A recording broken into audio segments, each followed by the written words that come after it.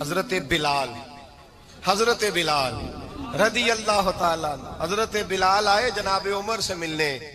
کیسے کسرا بھی آئے تو عمر خاطر میں نہ لائے، پر بلال حبشی دروازے پہ داخل ہوئے تو فاروق اعظم نے کرسی چھوڑ دی، ہاتھ باندھ کے کونے میں کھڑے ہو گئے. کالا رنگ ہے، نام بھی لکھنا نہیں جانتے، زمانے میں تعارف کوئی نہیں. حضرت عمر نے ہاتھ باندھا ہے.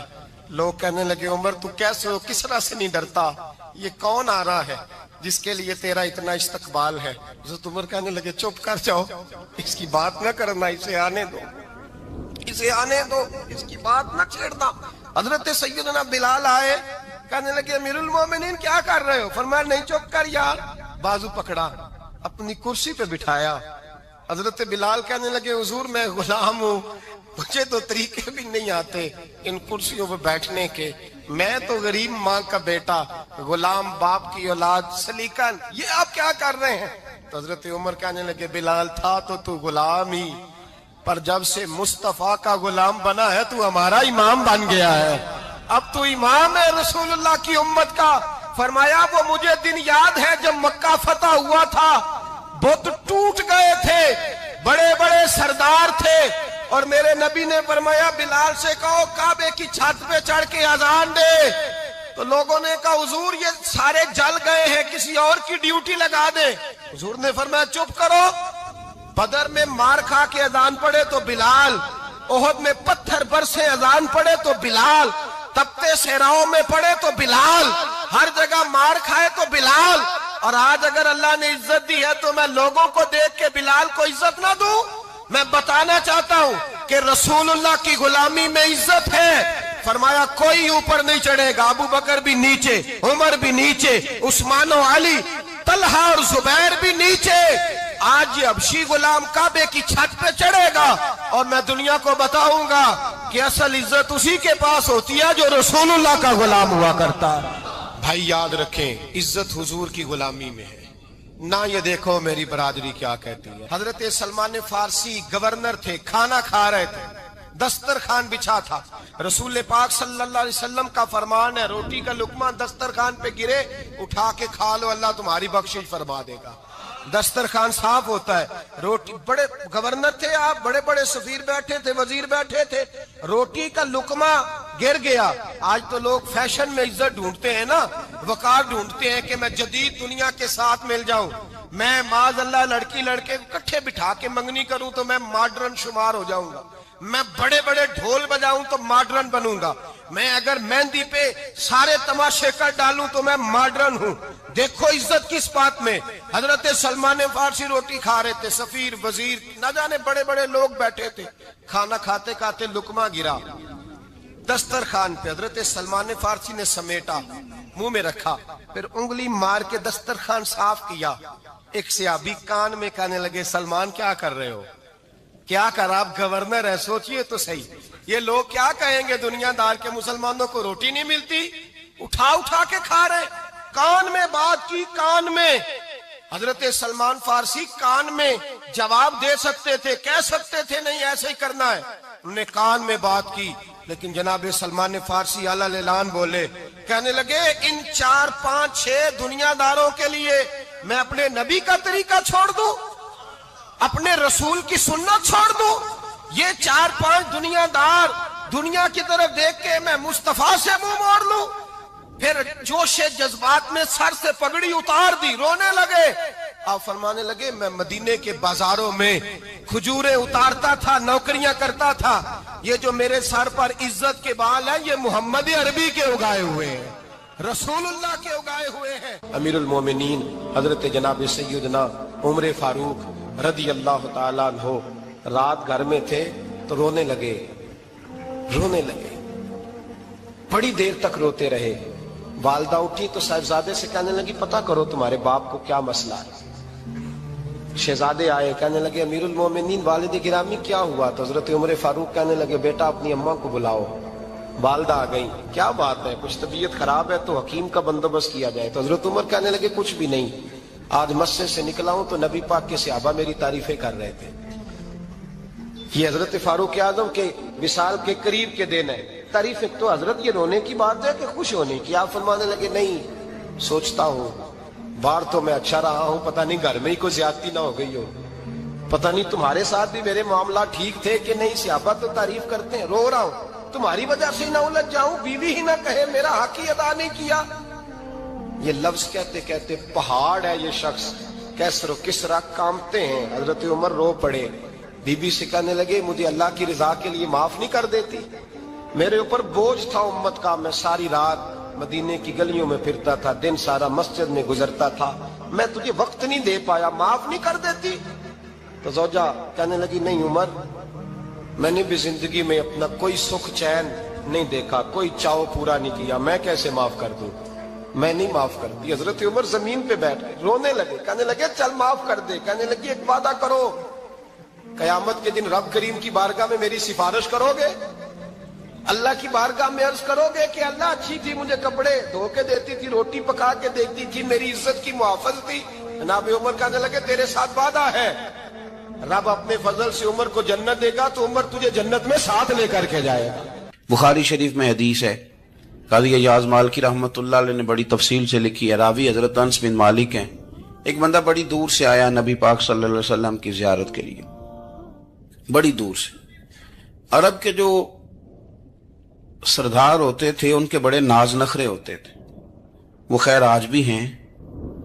प्रोटोकॉल का माहौल आज भी, यानी वजीर साहब के आगे दो चार गाड़ियां ना हो तो उनको मजा ही नहीं आता, पुलिस वाले आगे पीछे भागें तो, हालांकि उनको नहीं पता कि जो पुलिस वाले आगे पीछे भाग रहे हैं ना, ये हुकूमत बदली तो गिरफ्तार करने भी इन्होंने ही आना है, लेकिन वो बड़ा मजा आता है जब लोग गाड़ी के पीछे भागते हैं। क्या बात है जनाब, बड़ी बात। और हमारी तबीयतों में पता नहीं कौन सी, तो नबी पाक सल्लल्लाहु अलैहि वसल्लम की खिदमत में वो शख्स बड़ी दूर से आया। तो अरब के बादशाहों का मिजाज था, प्रोटोकॉल बड़ा चाहते थे, उनका तो ये तरीका था कि हुक्मरानी करनी है जैसे भी हो। अगर किसी गुलाम ने धूप में बंधा रह गया, ऊंट और छांव में नहीं बांधा तो दुर्रे मारते थे, और अगर उसने खोल के बांध दिया तो फिर भी मारते थे। कहते थे इतना सियाना हो गया तो उन्हें पूछा ही नहीं, खुद ब खुद ही बांध दिया। वो शख्स हुजूर की बारगाह में आया और बहुत सारे लोगों के पास क्योंकि वो जाता था अपने सरबराह का पैगाम लेके, तो वो कांप रहा है जब हुजूर की बारगाह में गया, डर रहा है। अब जरा बात को समझना, नबी पाक सल्लल्लाहु अलैहि वसल्लम ने उससे फरमाया क्यों डरते हो, सादा आदमी है, देहाती है, बद्दू है। अल्लाह के रसूल ने थप की दी, क्यों डरते हो? तो कहते हुजूर मुझे आदाब नहीं आते और मुझे डर आता है, कोई बात अगर ऐसी हो गई, आप मदीने की हुकूमत के सरबराह हैं, तो कहीं आप नाराज ना हो जाएं। हजरत अनस बिन मालिक फरमाते हैं बात कहाँ की थी, पहुंच कहाँ गई।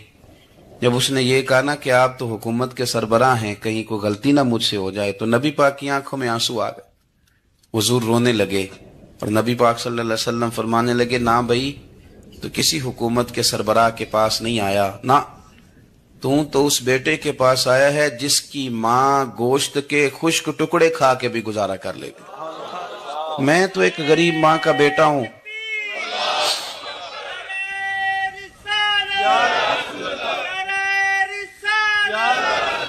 भाई अगर आपका ये ज़ौक बन जाए, देखो ना आज तो लोग भूल जाते हैं ना, कपड़े बदल लेते हैं तो वो समझते हैं कि शायद सारा कुछ ही बदल गया, यानी गांव से आकर पढ़ने वाले भूल ही गए हैं कि किसकी माँ ने कितना जेवर बेचा।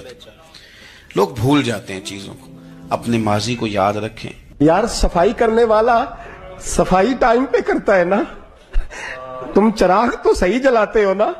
मुझे बताओ आने वालों, ये तो बताओ शहर मदीना कैसा है, और सर उनके कदमों में रखकर झुककर जीना कैसा है।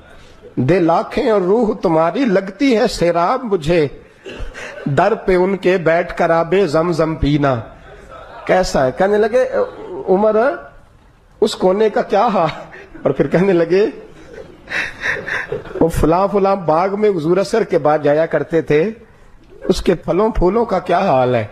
तो हज़रत उमर कहते हैं बिलाल की बातें सुन के मैं रोया, तो मैंने कहा बिलाल तुझे इतना प्यार है तो छोड़ क्यों आया है। तो कहने लगे उमर मेरा वजूद शाम में रहता है पर दिल मेरा मदीने में ही रहता है, रूह मेरी मदीने में ही रहती है, बस सजना बाज मोहम्मद बख्शा की मरना ते की जीना, कहा वहां ही रहता हूं। एक दफा ना कूफे में रहते थे हजरत अली, मौला अली ने सारी जिंदगी किसी से सवाल नहीं किया, देने वाले थे ना, सवाल नहीं किया। ایک بڑی خوبصورت کندیل ایک شخص لایا, خوبصورت لالٹین بنی ہوتی تھی وہ, اور اس میں تیل مٹی کا نہیں ڈالتے تھے, خوشبو والی کوئی چیز ڈالتے تھے تو وہ جلتی تھی. وہ لایا کوفے کی جامع مسجد میں, حضرت علی کوفے آ گئے, کہا حضور یہ جلا لے. جب وہ لایا نا کندیل تو حضرت علی نے زندگی, امام حسن کہتے ہیں میں نے عجیب زندگی بھر سوال نہیں کیا. اس سے کہنے لگے میں نے کبھی کسی سے کچھ مانگا نہیں, اس طرح کی ایک اور مل جائے گی. تو اس شخص ایسے جیسے وہ عرش پہ نہیں بیٹھ گیا کہ علی نے ہی مجھے کہہ دیا. کہنے لگا حضور مل جائے گی. فرمانے لگے لے جاؤ. کہتے ہیں وہ لے کے آیا. تو جب وہ لایا تو پہلے والی کندیل کو اتنا نہیں, اس کندیل کو سینے سے لگایا, اپنا امامے کا پلو لے کے حضرت علی نے پوچھا. پھر آنکھوں میں آنسو آئے. امام حسن کہنے لگے ابا جی میں سمجھ نہیں پا رہا, یہ آپ نے تو زندگی بھر بھوک کاٹی ہے, سوال نہیں کیا, تو یہ کیا ہے؟ کہنے لگے مجھے بڑی پسند آئی تھی, دل کرتا ہے ایک لے لوں اور میں حضور کی مسجد میں بھی بھیج دوں, میں مدینے میں بھی بھیج دوں. میرا دل کرتا ہے یہ مسجد نبی میں لگ جائے گی تو اس کی شان بڑھ جائے گی. تو فرماتے امام حسن کہ میں رو پڑا. میں نے کہا حضور مجھے سمجھ آ گئی ہے, رہتے آپ کوفے میں ہے پر دل آپ کا مدینے میں ہی بستا ہے, وجود یہاں ہے پر روح آپ کی. رب جانے سونے یا محبوبہ تیرے شہر دیاں کی لذتاں نے, ایک رون جنہاں نے ویکھیا نہیں تے ایک رون دوبارہ جامل نہیں. میرے اعلیٰ حضرت فاضل بریلوی رحمت اللہ علیہ فرماتے ہیں حرم کی مدینے کے خطے خدا تجھ کو رکھے, مدینے کے خطے خدا تجھ کو رکھے, غریبوں فقیروں کے ٹھہرانے والے. یہاں غریب فقیر درویش مدینہ حسن ہے. توجہ ہے اب حضرات کی. میں 2010 میں گیا تھا. اماں جی جب میں جانے لگا تب بھی میں روتا ہی گیا. واپس آیا تو میں اپنی والدہ سے میں نے کہا کہ اماں یہ کہیں خامی ایمان ہی نہ ہو.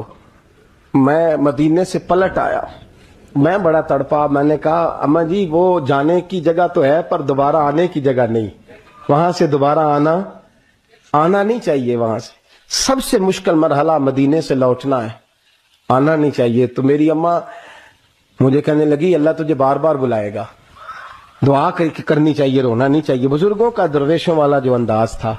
اور پھر میں دوسری دفعہ عمرے پہ گیا تو ایک شعر تھا مظفر وارثی کا, تو میں وہ پڑھ رہا تھا. میں نے کہا کہ دوبارہ آنے کی آرزو ہے, کہ خود کو پانے کی آرزو ہے, جو حج پہ احرام باندھتے ہیں اب وہ باندھ کے آنے کی آرزو ہے.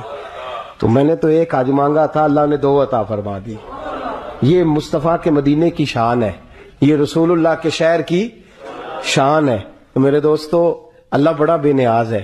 وہ میرے جیسے لوگ, میرے جیسے, سچی بات ہے, میرے جیسے لوگ اس کا, میں کبھی بھی مدینہ منورہ میں حاضر ہو کے لوگ اور باتیں سوچتے رہتے ہیں اور میں مسجد میں بیٹھا ہوتا ہوں. تو میں جب پہلی دفعہ گیا تھا تو ایک بی بی بیٹھی تھی, سادی سی عورت, رات کو, تو اپنا زبان یار من ترکی بگویم پنجابی میں وہ بات کر رہی تھی. تو وہ جملے اس کے مجھے یاد رہتے ہیں جب میں مدینے جاتا ہوں. سادی بی بی جنت البقیع کے باہر بیٹھی تو بوڑھی اماں سادے سے کپڑے, تو شعر پڑھ رہی تھی. وہ کیا شعر تھا اس کا, کوئی وہ اس پہ شاعرانہ ردیف کافی یہ پورے نہیں اترتے. لوگ کہیں گے یہ مصرع شاید لحاظ سے ٹھیک نہیں ہے, سند کے لحاظ سے, لیکن اس کا انداز تھا نا تو تھا بڑا با کمال.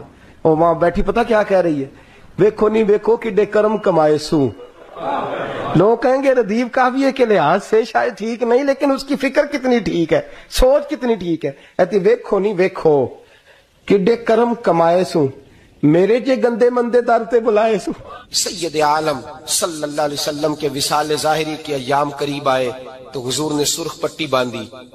تیز بخار ہے نبی کریم کو. 2 صحابہ سہارا دے کے مسجد میں لائے. نبی پاک علیہ السلام کو بظاہر سہارا دے کے لایا گیا. کریم رسول نے لوگوں کو جمع کیا, حضور آج کیا ہونے والا ہے, آج کیا کہا جائے گا, آج کس لیے میٹنگ بلائی ہے. نبی کریم کے کل صحابہ جب مسجد میں جمع ہوئے تو کھچا کھچ مسجد بھری ہے. وصال ظاہری سے چند یوم پہلے کی بات. نبی پاک نے فرمایا آج تمہیں کوئی جہاد کی ترغیب نہیں دینی, آج کوئی نیا پیغام نہیں دینا, آج تمہیں بتانا ہے کہ رب نے اپنے بندے کو اختیار دیا ہے, چاہے تو دنیا میں رہے چاہے تو اس کی بارگاہ میں حاضر ہو جائے. اس عبد نے بارگاہ ربوبیت کی طرف لوٹنے کا ارادہ کر لیا ہے. حضرت صدیق اکبر رونے لگے تو صحابہ نے کہا تمہیں کیا ہوا؟ کہنے لگے سمجھ نہیں رہے کسی کی بات نہیں کر رہے، نبی پاک تو اپنی بات فرما رہے ہیں. اس نے جانے کا ارادہ کر لیا. سنیے میرے بھائی، محبوب پاک نے فرمایا بھائی کسی شخص کو میری طرف سے کوئی تکلیف پہنچی ہو تو بدلہ لے سکتا ہے، بدلہ لے سکتا ہے. کسی کو تکلیف پہنچی ہو. صحابہ پھوٹ کے رونے لگے. محبوبہ کرم ہی کرم